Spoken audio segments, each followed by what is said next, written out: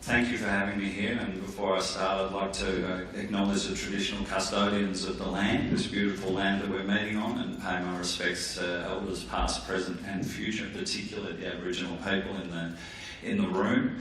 I'd also like to pay my respects to the three people who are just up on stage, because that's kind of a tough gig to follow from, and what a wonderful story that is. Don't worry about writing down what's on the screen, because that's just to remind me, because I'm old. Funny to talk about acronyms. So, during this session, we're going to unpack the PA for kids in OOHC, so you can see how DHHS, DET, CECV and ISV are working together to improve outcomes. We'll discuss how the CTM feeds into the SSG to develop and monitor the IEP, and where appropriate the KCP, based on findings of the ENA, and how BSP and SP may assist in the development of the young person.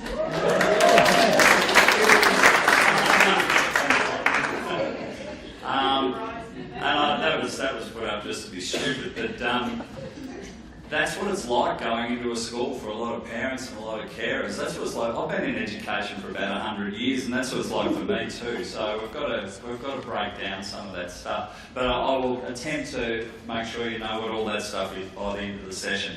So where did Lookout Centres come from?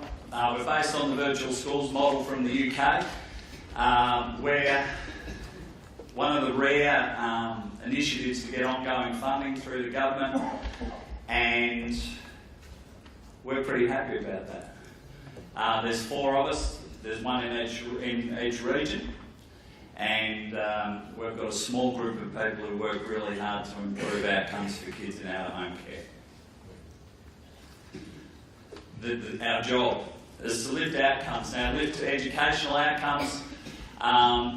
All the people in here, I'm sure, understand that educational outcomes, social outcomes are all so closely linked. But our gig, if you like, on paper is the educational outcomes piece.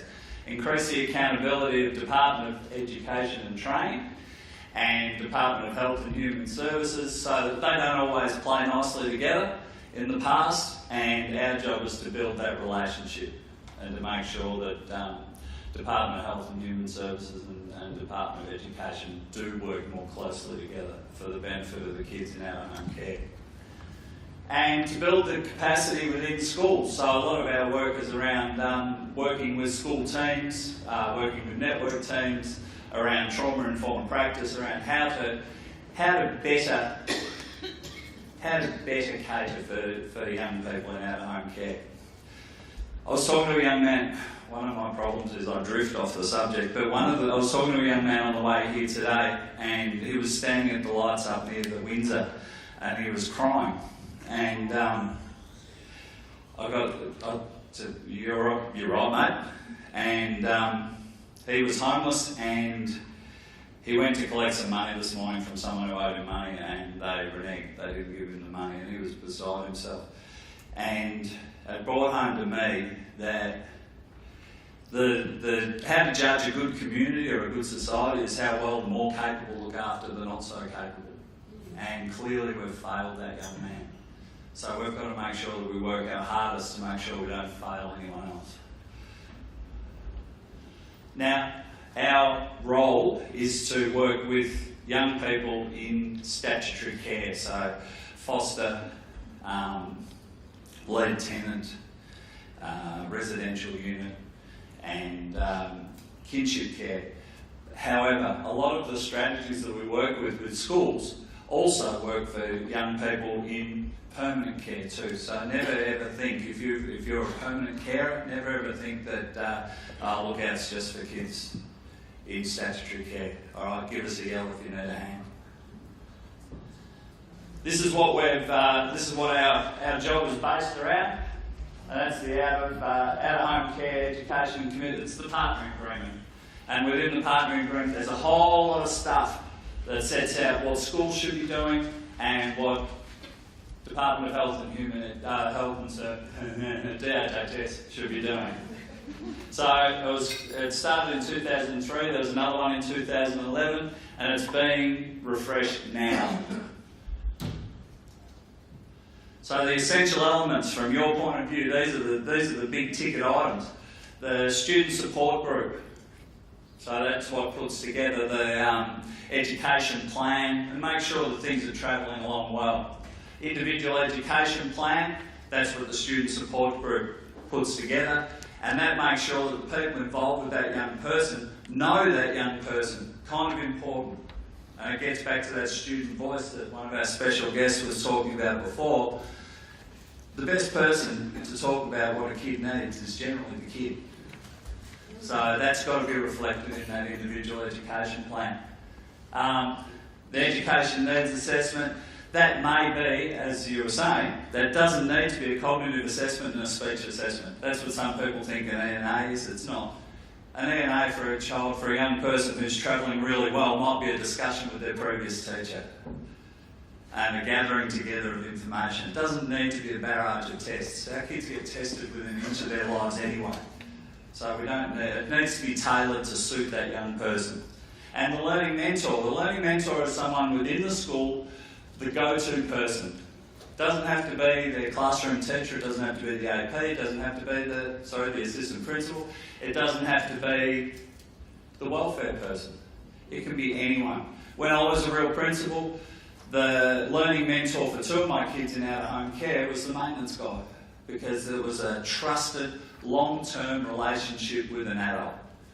That's what made the difference. Sorry? Oh, God, too good.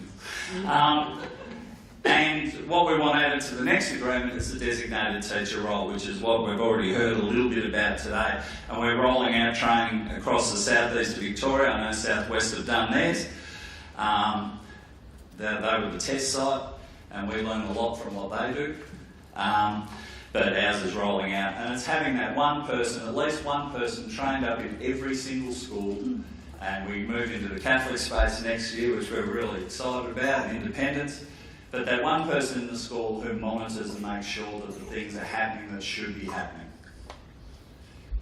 Student support groups have been through quickly. I've got way too many slides for 7 minutes, as you may have noticed. In the individual education plan, our one's a huge document, but it means that the people around the table know the young person. And it has goals and targets around numeracy, literacy and other. And we've spoken about already. Now I think I came in on the end, I chose a very poor time to go to the toilet. I think I came in on the end of, Katie, were you talking about the role of Lookout in joining up different agencies? Yeah. Part of our role is to make sure that the wellbeing needs of our kids don't get lost in the bureaucracy, about one agency not talking to another, or about being left out of a meeting, or about communication not being what it should be.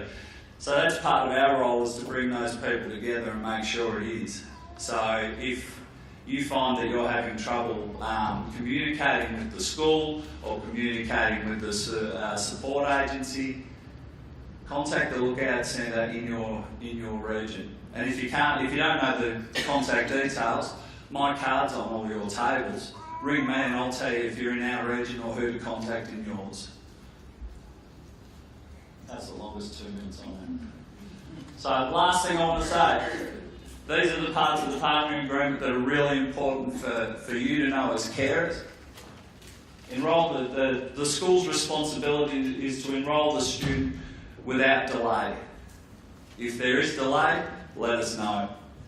To record our out-of-home care status properly on the student records, establish the support group in the first week, individual education plan is put together at that meeting, and make sure that the parents know, or the school should be making sure you know what supports are available, because you don't learn that stuff by osmosis.